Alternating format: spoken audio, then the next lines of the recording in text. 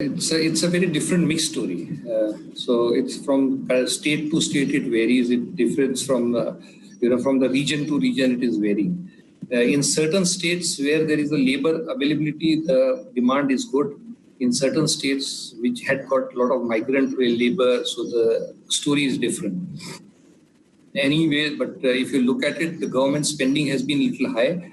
Many of the projects, which we call as the IHB projects, they are trying to complete it before the monsoon. Normally, you see an uptick in the demand. It's not something which is unnatural or anything. If you look at the monsoon citizens, before it strikes, people try to complete their foundation jobs and external work, plastering and all that.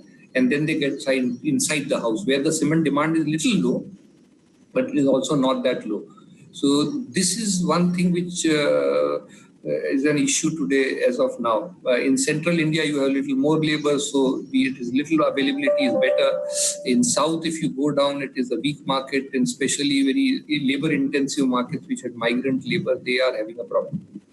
No, but, because on an average, I know just about every state has different pricing or every region has different pricing, but the fact that overall the prices have managed to hold out is what I was getting at.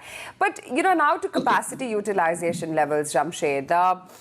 Where did the capacity utilization rates drop down? At what level of pre-COVID utilization are you back at now that unlock has happened?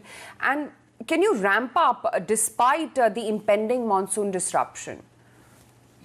So, on one thing which your point to answer, one of your points is, and it directly relates with capacity utilization, is the capacity utilizations in the country, if you say, it would be around 60%. I don't think it is beyond 60%. It will be hovering between 55 to 60. But exactly, what the point you hit the hammer on the nail.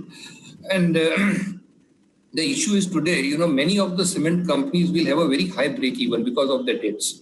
Now, when you are having a higher debt, you want to service it.